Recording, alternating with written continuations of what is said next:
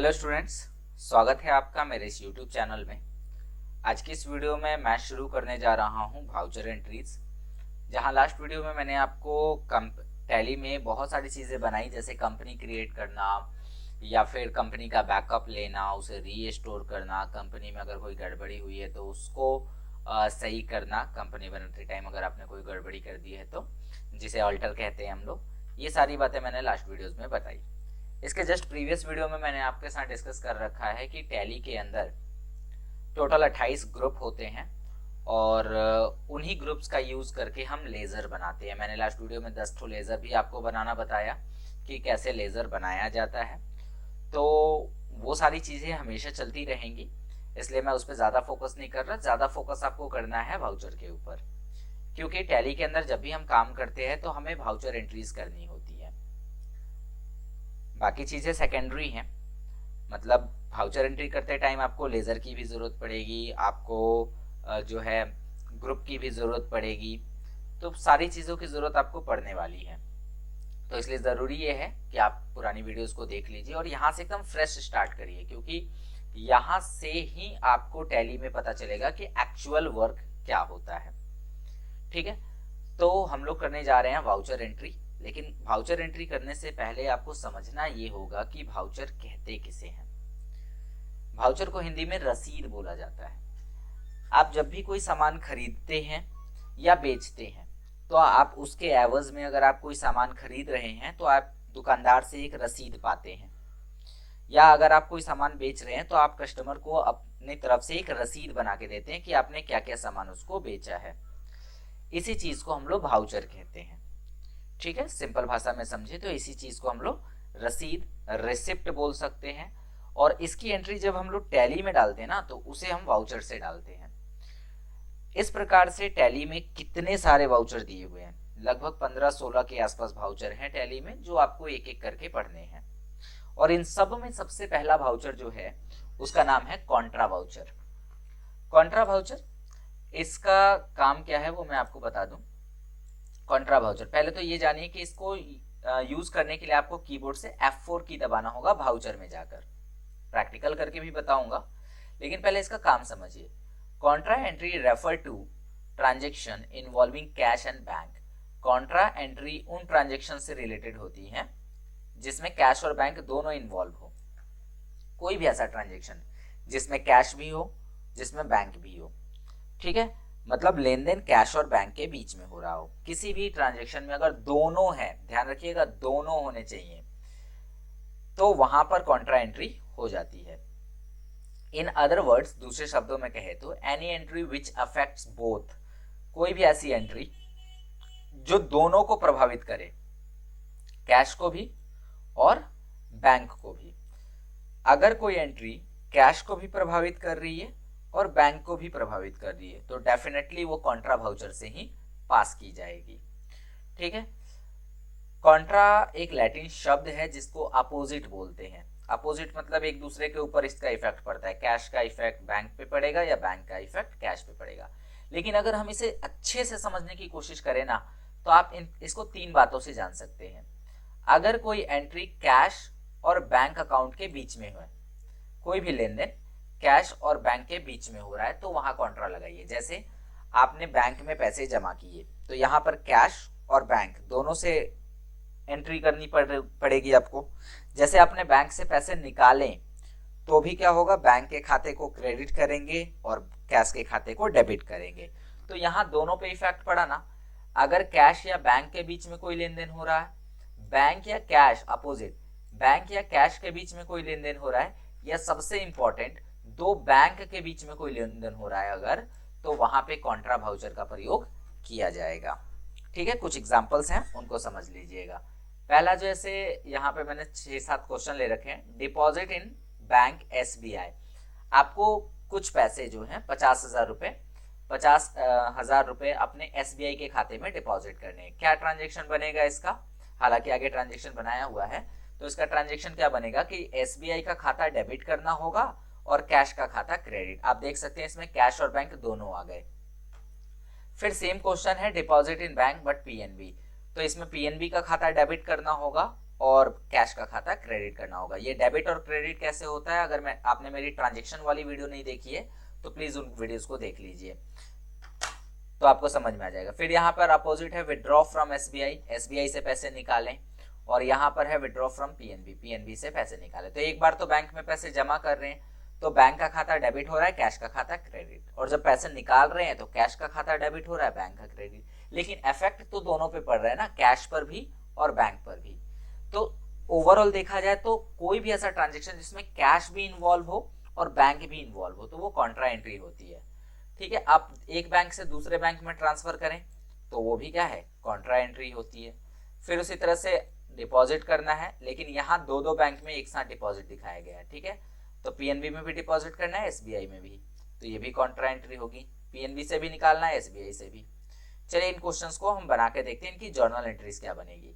तो जैसे सबसे पहला क्वेश्चन है डिपॉजिट इन बैंक, तो आप क्या करेंगे, बैंक का खाता यानी एसबीआई का अकाउंट डेबिट करेंगे और कैश का खाता क्रेडिट करेंगे। कितने से, 50,000 से। एसबीआई का खाता आपका हो गया डेबिट और कैश का खाता हो गया क्रेडिट। उसके बाद दूसरा जो क्वेश्चन है वो क्वेश्चन कह रहा है कि deposit in bank PNB, PNB में डिपॉजिट करना है। तो आप देखो पीएनबी का खाता डेबिट हुआ, कैश का खाता क्रेडिट हुआ, अमाउंट जितना है उतना लिख दिया गया। तीसरा है विड्रॉ फ्रॉम एसबीआई, एसबीआई से 3,000 रुपये विड्रॉ किए जा रहे हैं, तो कैश डेबिट हो जाएगा और एसबीआई से विड्रॉ हो रहे तो एसबीआई क्रेडिट हो जाएगा। ठीक है, 30,000, 3,000 नहीं है, 30,000। उसके अलावा 10,000 रुपीज पीएनबी से विड्रॉ हो रहे हैं तो कैश डेबिट हो जाएगा और पीएनबी क्रेडिट हो जाएगा। फिर अगर देखा जाए तो अगला क्वेश्चन है transfer from SBI to PNB, SBI से पीएनबी में पैसे भेजे जा रहे हैं, इसलिए पीएनबी का खाता डेबिट होगा और एसबीआई का खाता क्रेडिट होगा। ठीक है, फिर अगर बात करें तो यहाँ पर दोनों बैंक में जमा हो रहा है, पीएनबी में भी और एसबीआई में भी, तो दोनों का खाता डेबिट होगा, पीएनबी का भी खाता डेबिट होगा, एसबीआई का खाता डेबिट होगा, लेकिन क्रेडिट कौन होगा, कैश। तो पीएनबी का खाता हुआ 5,000 से, एसबीआई का खाता हुआ 10,000 से, कुल मिलाकर कितना कैश हुआ, 15,000। ठीक है, इसी तरह से निकालने के समय भी कैश डेबिट हुआ कितना, 10,000, जिसमें एसबीआई से निकला है कितना, 4,000, और पीएनबी से कितना निकला, 6,000। तो ये कुल मिलाकर आपकी जर्नल एंट्रीज हुई। अब इन जर्नल एंट्रीज के आधार पर आपको क्या करना है, लेजर पोस्टिंग करनी है। तो लेजर पोस्टिंग भी यहाँ पर दिखाई गई है। जैसे बात करें कैश लेजर की, तो कैश के लेजर के लिए आप देखो ध्यान से, मैं कैश वाले को ना किसी दूसरे कलर से करके दिखा रहा हूं आपको।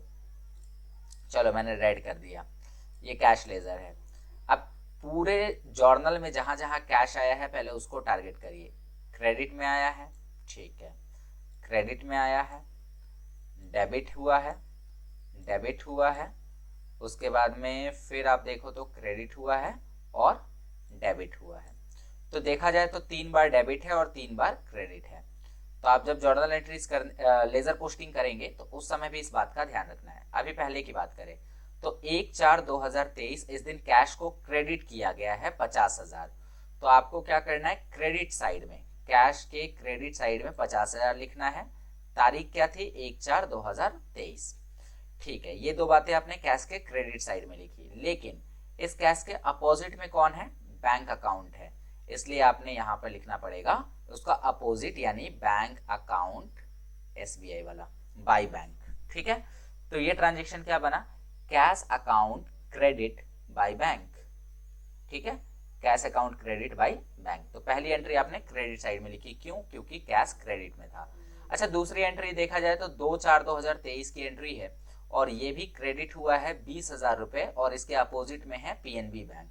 तो आप देख सकते हैं कि यहाँ पर क्या किया गया, 20,000 रुपए क्रेडिट में लिखे गए हैं। तारीख क्या थी, 2/4/2023, और अपोजिट में कौन सा था, तो अपोजिट में था आपका पीएनबी वाला बैंक। तो ये बात इधर लिख दी, कैश के लेजर में हम सारे हिसाब को एक जगह लिख रहे हैं कैश का। फिर अगर मैं बात करूं कैश अगला कहाँ है, तो कैश अगली बार डेबिट हुआ है, 3 तारीख है, ध्यान से देखना क्या क्या मैं देख रहा हूँ, 3 तारीख है, 30,000 रुपए डेबिट हुए हैं और अपोजिट में क्या है, एसबीआई।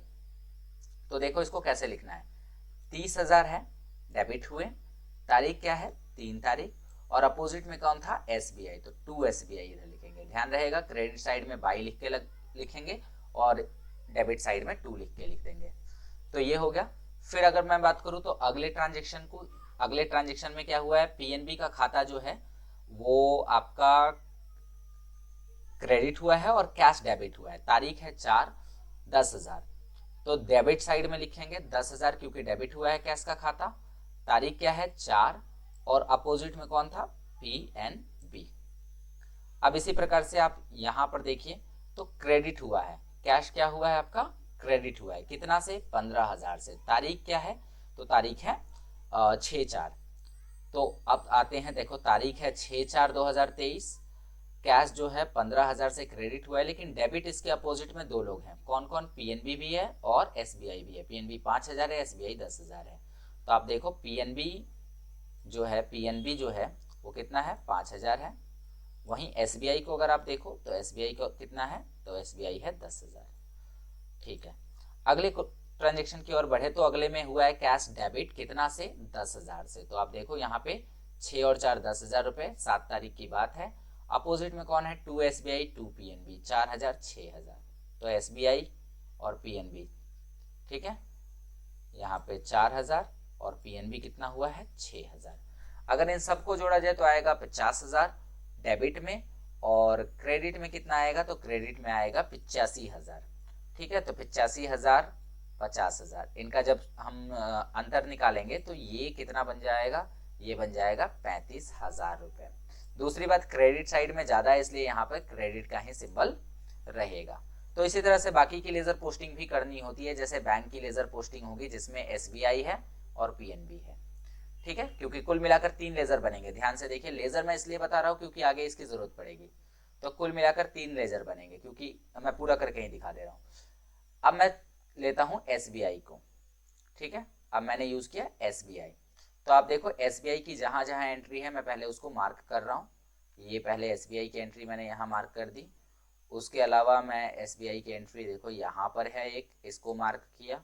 एक SBI एंट्री आपको यहाँ दिख रही होगी और एक SBI एंट्री आपको यहाँ दिख रही होगी। तो जहां जहां SBI की एंट्री है मैंने येलो कलर से उसको मार्क कर दिया है। अब 1 बाय 1 हम इन एंट्रीज को करते चलेंगे। जैसे पहला एंट्री जो है डेबिट हुआ है 1/4/2023, कितना 50,000 रुपए। अब चल के देखते हैं यहाँ पर SBI पे। तो देखो डेबिट साइड में आपको क्या लिखना है, डेबिट साइड में लिखा है 50,000 रुपए।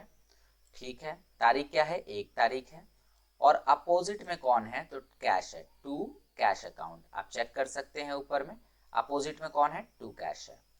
फिर वही मैं बात करूं अगली एंट्री की, तो ये क्रेडिट की है जो कि 3 तारीख को है 30,000 और अपोजिट में है कैश। तो ध्यान से देखिएगा 3 तारीख की एंट्री यहाँ लिखी गई है क्रेडिट वाले साइड में, 30,000 की एंट्री है और अपोजिट में है कैश, इसलिए लिख दिया बाई कैश। फिर अगर मैं बात करूं तो अगली एंट्री कहाँ है, तो अगली एंट्री है हमारी यहाँ पे जो कि क्रेडिट हुई है 5 तारीख को 5,000, 5 तारीख को 5,000 क्रेडिट और अपोजिट में है PNB अकाउंट। तो फिर से हमें क्रेडिट साइड में ही लिखना होगा 5,000, तारीख थी कौन सी 5 तारीख और अपोजिट में था PNB अकाउंट।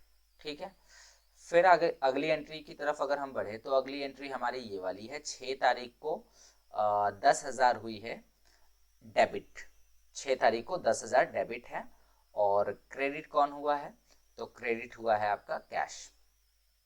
तो अगर मैं आपको दिखाऊं तो 6 तारीख को 10,000 रुपए डेबिट है, 6 तारीख को 10,000 रुपए डेबिट है और कैश क्या हुआ है, कैश आपका क्रेडिट हुआ है। और इसी प्रकार से आखिरी एंट्री जो है वो है क्रेडिट की जो कि 4,000 है, अपोजिट में कैश है। तो 4,000 रुपए आपके क्रेडिट आ रहे हैं यहाँ पे और तारीख है 7। तो ऐसे मिलाकर देखा जाए तो इधर आ रहा है 60,000 रुपए डेबिट में और 39,000 रुपए क्रेडिट में। घटाया जाए तो 21,000 रुपए आपके बैलेंस बच रहे हैं, वो भी डेबिट में। सिमिलरली जब आप PNB को करोगे तो आपकी ये सारी रिपोर्ट बनेगी और इसका बैलेंस आएगा 14,000 डेबिट में। अब मैंने आपको ये चीजें क्यों बताई, क्योंकि जब हम टैली में इसको पास करेंगे ना तो हमें सेम रिजल्ट मिलना चाहिए। तो टैली में हमें सेम रिजल्ट मिलना चाहिए तो उसके लिए पहले एक बार ट्रायल बैलेंस बना लेते हैं। ट्रायल बैलेंस क्या होता है, सभी लेजर्स का योग होता है। जैसे सभी लेजर्स में आप देखो तो पहला लेजर है कैश का, दूसरा लेजर है SBI का और तीसरा लेजर है PNB का। तो यहाँ पे देखो कैश का लेजर बना, ठीक है, लेजर नेम में आप देखो तो कैश का लेजर है। उसके अलावा किसका लेजर है तो SBI का लेजर है, ठीक है। उसके अलावा किसका लेजर है तो PNB का लेजर है, PNB भी है, SBI भी है और कैश भी है, ठीक है। अब अगर मैं बात करूं तो कैश में कितना है, 35,000 रुपये क्रेडिट में है, तो आप देखो कि कैश के क्रेडिट वाले पार्ट में 35,000 रुपये लिखे गए हैं। वहीं अगर मैं बात करूं बैंक एसबीआई में कितने हैं, तो 21,000 रुपये डेबिट में है और यहाँ 14,000 रुपये डेबिट में है। तो 21,000 रुपये डेबिट और 14,000 रुपये डेबिट, जब दोनों को जोड़ेंगे तो 35,000 ये आपका balance sheet, sorry balance sheet नहीं, ट्रायल बैलेंस है। अब सेम एंट्री को मैंने आज बता दिया, अगली वीडियो से मैं हमेशा इसको क्या किया करूंगा, स्किप करूंगा, बस आपको नॉर्मली दिखा दिया करूंगा। तो इस वीडियो में आप अच्छे से इसको समझ लेना, अगर ये ना समझ में आए तो फिर बताना, मैं किसी और वीडियो में से एक्सप्लेन करूंगा। तो आपको फाइनली क्या मिलना चाहिए, आपको फाइनली मिलना चाहिए 35,000 रुपए का ट्रायल बैलेंस। ठीक है, आते हैं टैली में। आने के बाद सबसे पहले आपको क्या करना है, टैली में सबसे पहले आपको एक नई कंपनी क्रिएट करनी है। F3 दबाएंगे, क्रिएट कंपनी पे जाएंगे और उसके बाद में हम यहाँ से नई कंपनी क्रिएट करेंगे। नई कंपनी क्रिएट करते टाइम आपको पता है कि यहाँ से न्यू कंपनी क्रिएट कंपनी पे जाना होता है और क्रिएट कंपनी पे जाने के बाद में आपके सामने जो पेज आता है इसमें आपको इन्फॉर्मेशन डालनी होती है, लाइक कंपनी का नाम डालना होता है। तो कंपनी का नाम मैंने डाल दिया कॉन्ट्रा प्रैक्टिस, कुछ भी नाम डाल देते हैं अभी फिलहाल के लिए, कॉन्ट्रा प्रैक्टिस। एड्रेस छोड़ दो, हाँ बिहार यहाँ पे कर देंगे, बाकी पिन कोड वगैरह डाल देंगे या स्किप कर सकते हैं। चलिए, तो फटाफट से हमने एक कंपनी क्रिएट कर ली है। कंपनी क्रिएट हो जाने के बाद में आपको अपना यहाँ पर कुछ फीचर्स इनेबल अगर करना है तो वो करिए, अदरवाइज आप कंट्रोल लेकर के आगे बढ़ सकते हैं। इसके बाद आपको जो भी जरूरी लेज़र हैं पहले उनको क्रिएट करना होगा। आगे चल के मैं आपको बताऊंगा कि डायरेक्ट लेज़र कैसे क्रिएट करते हैं, बट अभी के लिए आपको ना जो लेज़र ज़रूरी हैं वो आपको क्रिएट करना आना चाहिए। अगर मैं बात करूं तो यहाँ पर आप देखो जो ट्रायल बैलेंस में लेज़र आए हैं ना, या फिर आप पूरे जर्नल को देखोगे तो आपको टोटल 3 ही लेज़र दिख रहे होंगे। एक तो आपको एसबीआई का लेज़र दिख रहा होगा, लेज़र मतलब खाता जिनके बीच में लेन देन हुआ हो, एक आपको कैश दिख रहा होगा और एक आपको पीएनबी दिख रहा होगा। इस चीज़ को आसानी से देखा जा सकता है ट्रायल बैलेंस में। आपको कैश दिख रहा है यहाँ, आपको एसबीआई दिख रहा है और आपको पीएनबी दिख रहा है। ठीक है, लेकिन एक बात है कि कैश का लेज़र तो पहले से बना होता है, तो आपको बनाना किसका है, एसबीआई को बनाना है और पीएनबी को बनाना है। तो उसके लिए क्या करेंगे, उसके लिए आप तीनों में से कोई भी तरीका यूज कर सकते हो। आप ऑल्टर से भी बना सकते हो, आप क्रिएट में भी जाके भी बना सकते हो, आप चार्ट ऑफ अकाउंट से भी बना सकते हो। मैं आपको सजेस्ट करूंगा कि आप क्रिएट से बनाना। दूसरी बात, कैश का लेजर आपको नहीं बनाना है क्योंकि ये पहले से बना होता है। तो आप क्रिएट में जाना, फिर यहाँ से लेजर लेना है और लेजर लेने के बाद में आपको बनाना है स्टेट बैंक ऑफ इंडिया। अच्छा, वहां शॉर्ट में लिखा है, आप चाहे तो यहाँ एसबीआई अकाउंट डाल सकते हैं। अंडर ग्रुप आपको भूल के भी भूलना नहीं है, क्यों, क्योंकि अंडर ग्रुप से ही मेन लेजर की पहचान होती है। टैली किसी भी लेजर को उसके अंडर ग्रुप से पहचानता है, ना कि उसके नाम से। तो याद रखिएगा कि नाम इंपॉर्टेंट नहीं है, उसका अंडर ग्रुप इंपॉर्टेंट है। सपोज करो कि आपने स्टेट बैंक ऑफ इंडिया को कैपिटल रख दिया, तो टैली उसे कभी बैंक मानेगा ही नहीं। इसीलिए आपको यहाँ पे क्या देना होगा, यहाँ से आपको इसे चुनना होगा बैंक अकाउंट। ठीक है, बाकी बैंक की जो डिटेल्स आपको भरनी है वो सब आप भर सकते हो। लाइक यहाँ पे आप अकाउंट होल्डर का नाम डाल सकते हो, मैं अपना नाम डाल दे रहा हूँ। उसके अलावा यहाँ पर आप अकाउंट का नंबर डाल सकते हो, फिर आईएफएससी कोड है ये डाल सकते हैं, बैंक का जो स्विफ्ट कोड है वो डाल सकते हैं, ब्रांच का नाम डाल सकते हैं, बैंक का नाम आप यहाँ पे स्विफ्ट कोड डालेंगे तो वो खुद ब खुद ले लेगा। और उसके बाद में आपको सिंपली क्या करना है, इसको एक्सेप्ट करा देना है। कोई ओपनिंग बैलेंस डालने की इसमें ज़रूरत नहीं है, आपको बस इसको एक्सेप्ट करा देना है। एक्सेप्ट कराने के बाद आप क्या करेंगे, दूसरा, तो दूसरा है Punjab national bank. Punjab national bank, इसका खाता आपको बना लेना है। ठीक है, अच्छा, इसका शॉर्ट नेम क्या होता है, PNB account. Short name alias में डाल सकते हैं, बैंक अकाउंट ही रहेगा। बाकी आप चाहें तो अकाउंट होल्डर का नाम बदल सकते हैं या वही रख सकते हैं, आपकी मर्जी। बैंक अकाउंट नंबर डालना है डालिए, छोड़ना है छोड़िए, एक्सेप्ट कराइए। तो कुल मिलाकर हमने 2 बनाए, बट बनाने हमें कितने थे, 3। बट कैश का लेजर तो पहले से बना होता है। अब आपको अगर ये जानना है कि आपके पास कौन कौन से लेजर मौजूद है, तो आप एक बार ऑल्टर में चले जाइए, लेजर में जाइए और आप देखो पीएनबी पंजाब नेशनल बैंक के लिए ही है और एसबीआई स्टेट बैंक। यानी एसबीआई एक ले लो, एक पीएनबी ले लो और एक कैश, तो तीनों लेजर आपके पास अवेलेबल है। अब आपको सिंपली क्या करना है, वापस आना है गेटवे ऑफ टैली पर, फिर उसके बाद जाना है आपको वाउचर एंट्री करने। और वाउचर एंट्री में याद रखिएगा, वाउचर एंट्री में हमेशा ही एंट्री किसकी होती है, तो जो जर्नल आपने बनाया है इसकी एंट्री होती है। वाउचर एंट्री करते टाइम ध्यान रखिएगा कि जो जर्नल आपने बनाया है इसकी एंट्री की जाती है। तो ये जितने भी क्वेश्चन है, मैं आपसे पूछूं कि ये क्वेश्चन कौन से वाउचर के हैं, तो आप कह सकते हैं कि ये कॉन्ट्रा वाउचर के क्वेश्चन है।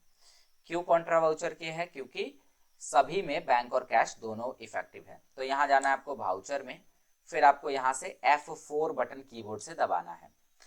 F4 बटन दबाने से होगा ये कि आपका कॉन्ट्रा वाउचर एक्टिव हो जाएगा। ठीक है, कॉन्ट्रा वाउचर यहाँ पर क्या हो जाएगा, एक्टिव हो जाएगा। ऊपर देखिए यहाँ पे लिखा होगा कॉन्ट्रा, तो कॉन्ट्रा लिख रहा है और नंबर 1 लिख रहा है, मतलब पहला, कॉन्ट्रा की पहली एंट्री। यहाँ पर जो पोर्शन मांगा जा रहा है वो क्रेडिट का मांगा जा रहा है, तो आप अपने ट्रांजेक्शन को पहले चेक करिए और फिर देखिए कि आपकी एंट्री कौन सी है। ठीक है, एक मिनट में छोटा करूँ। हाँ, तो यहाँ पर आप देखो डेबिट में है एसबीआई और क्रेडिट में है कैश। आपको क्या करना है, आपको यहाँ क्रेडिट पहले देना है, कॉन्ट्रा में याद रखिएगा पहले क्रेडिट। तो क्रेडिट में है कैश, इसलिए कैश दे दिया। और कितना क्रेडिट हुआ है, 50,000, तो आपने यहाँ पे 50,000 डाल देना है। ठीक है, फिर डेबिट कौन हुआ है, तो डेबिट हुआ है आपका एसबीआई, एसबीआई आप लिखेंगे तो यहाँ स्टेट बैंक ऑफ इंडिया खुद ब खुद लिख देगा, क्योंकि इसकी का एलियास था एसबीआई। ओके, तो 50,000 हो गई। फिर यहाँ पर आगे बढ़ते हैं, आप जब एंटर करते हैं तो आपसे नोटों की संख्या पूछी जाती है, जो आपको अगर भरना है तो भरिए, अदरवाइज स्किप करके आप आगे बढ़ सकते हैं एंटर करते हुए या कंट्रोल ए करके। डन। उसके बाद में फाइनली आप यहाँ पर बीइंग को टाइप करेंगे, बीइंग जो आपके ट्रांजेक्शन में लिखी होती है, बीइंग डिपॉजिट इन बैंक, तो वो आप यहाँ पे टाइप करेंगे और उसके बाद में एक्सेप्ट कर देंगे। ठीक है, तो ये लो जी, ये भी हमारा हो गया एक्सेप्ट। तो पहला क्वेश्चन हमने बना लिया। दूसरे क्वेश्चन की अगर मैं बात करूं, तो दूसरा क्वेश्चन है हमारे पास, बैंक अकाउंट में पीएनबी डेबिट हुआ है जबकि कैश क्रेडिट हुआ है। तो इस बार कैश फिर से क्रेडिट होगा और इसमें कितना होगा, तो 20,000। ठीक है, चलिए, तो 20,000 रुपए हमने यहाँ पे क्रेडिट किए हैं। और फिर ये डेबिट किस में होगा, तो पीएनबी या पंजाब नेशनल बैंक, दोनों में से कोई भी ले लीजिए। तो यहाँ पर ये भी हो गया। फिर इसमें भी सेम प्रोसेस, नोटों की संख्या नहीं तो कंट्रोल ए, आगे बढ़ेंगे, ये भी एंट्री हमारी हो गई। ध्यान रखिएगा मांगा क्या जा रहा है। तीसरे क्वेश्चन में कहा जा रहा है कि कैश के अकाउंट को डेबिट करना है और एसबीआई के अकाउंट को क्रेडिट करना है। तो समझिएगा बात, तो क्रेडिट यहाँ मांगा जा रहा है, इसका मतलब है पहले क्रेडिट पार्ट देना होगा, तो पहले क्रेडिट में हमने एसबीआई दिया। ठीक है, कितना, तो 30,000 रुपए। 30,000 रुपए हमने यहाँ पर एसबीआई को क्रेडिट किया। फिर डेबिट कौन हुआ है, तो डेबिट हुआ है कैश। तो इसी तरह से ये एंट्री हमने इसमें डाल दी। कॉन्ट्रा की चौथी एंट्री आपको करनी है 4 तारीख वाली, कैश अकाउंट डेबिट है और पीएनबी क्रेडिट है 10,000 से। तो क्रेडिट मांग रहा है ये पहले, तो जब ये क्रेडिट पहले मांग रहा है तो आपको सबसे पहले इधर से क्या चुनना होगा, क्रेडिट वाला पार्ट, यानी कि पीएनबी। कितना, 10,000। और उसके बाद कंट्रोल लेकर के आगे बढ़े। डेबिट कौन होगा, तो डेबिट होगा आपका कैश। ठीक है, और इस प्रकार से ये एंट्री भी हो जाएगी। कंट्रोल ए कर लिया। फिर आगे बढ़े, तो अगले क्वेश्चन में कह रहा है कि पीएनबी को डेबिट करना है और एसबीआई को क्रेडिट करना है। तो आपको क्रेडिट किसको करना है, एसबीआई को। ठीक है, कितना से, तो एसबीआई क्रेडिट होगा 5,000 से, 5,000 से। और डेबिट कौन होगा, तो डेबिट होगा पीएनबी। डन, इसको भी कंट्रोल से एक्सेप्ट कर लेना है। फिर अगले क्वेश्चन की तरफ बढ़े, तो इसमें ध्यान दीजिएगा कि पीएनबी और एसबीआई दोनों ही डेबिट है, लेकिन क्रेडिट कौन है, कैश। कितना क्रेडिट है, 15,000। तो ये 15,000 रुपए आपको कैश में क्रेडिट करने होंगे, 15,000। ठीक है, फिर डेबिट कौन हुआ है, तो डेबिट में पीएनबी हुआ है आपका 5,000। ठीक है, पीएनबी ले लिया 5,000। और उसके बाद अगर देखा जाए तो एसबीआई कितना हुआ है, तो एसबीआई हुआ है बाकी का 10,000। तो कुछ इस प्रकार से एंट्री करनी है, 2 बार डेबिट 1 बार क्रेडिट करके। एंड द लास्ट क्वेश्चन है कि कैश डेबिट हुआ है जबकि एसबीआई 4000 क्रेडिट हुआ है और पीएनबी 6000 क्रेडिट हुआ है। तो पहले आपको एसबीआई करना पड़ेगा, कितना, 4000। बट यहाँ पर एक बात जो ध्यान दीजिएगा वो कि यहाँ पे ऑटोमेटिक डेबिट आ जाएगा, तो इसे आपको मैनुअली लिखना पड़ेगा, सीआर खुद से लिखना पड़ेगा आपको क्रेडिट, और यहाँ पर फिर पीएनबी है कितना, 6000। ठीक है, तो फिर डेबिट कौन होगा, तो डेबिट होगा कैश। ठीक है, तो कुछ इस प्रकार से ये ट्रांजेक्शन बनेगा। अब मैं अगर आपको ये कर लूं, उसके बाद में मैं आपको अगर लेजर दिखाऊं, ध्यान से देखिएगा, लेजर, तो कैश के लेजर में आपका 35,000 रुपया होना चाहिए। अच्छा, रिपोर्ट चेक करने के लिए आपको वापस आना है गेटवे ऑफ टैली पर, और वहां से आपको क्या करना है, वहां से आपको जाना है डिस्प्ले मोर रिपोर्ट्स में, फिर आपको जाना है अकाउंट्स बुक में, और यहां से आपको चेक करना है लेजर। पहले हम कैश का ही लेजर चेक करेंगे। तो कैश के लेजर में आप देख सकते हैं यहाँ पे नीचे 35,000 रुपए शो कर रहे होंगे, 50,000 रुपए डेबिट और 85,000 रुपए क्रेडिट, जो कि हमारा भी आया था। 50,000 रुपए डेबिट, 85,000 क्रेडिट, कुल मिला के 35,000 रुपए क्रेडिट में शो कर रहे हैं। रेड दिखा रहा है, इसका मतलब क्रेडिट है, नेगेटिव बैलेंस है। ठीक है, उसके बाद अगर मैं पीएनबी या पंजाब नेशनल का चेक करूं, तो यहाँ पर आपको 14,000 दिख रहे हैं, और वहीं अगर मैं एसबीआई का चेक करूं तो यहाँ पर आपको 21,000 दिख रहे हैं। ठीक है, इसके अलावा आप यहाँ से ट्रायल बैलेंस भी चेक कर सकते हैं। ट्रायल बैलेंस आपका 35,000 आना चाहिए, जो कि इस नोट्स में आया भी है। कैश में 35,000 क्रेडिट, एसबीआई पीएनबी मिलाकर 35,000। तो आप देख लो यहाँ पर करंट एसेट आपकी कितनी दिखा रही है, सॉरी, कैश में 35 और बैंक में कुल मिलाकर कितना है, 35 है। तो ये आपका ट्रायल बैलेंस आ रहा है। उसके अलावा मैं अगर बात करूं तो आप बैलेंस शीट भी अपना चेक कर सकते हैं। आपकी बैलेंस शीट ये रहने वाली है। ठीक है, ये आपकी बैलेंस शीट होने वाली है। तो आशा करता हूं कि आपको ये सारी बातें अच्छे से समझ में आ गई हैं। वीडियो थोड़ी लंबी जरूर हुई है, बट काफी ज्यादा इंफॉर्मेटिव थी।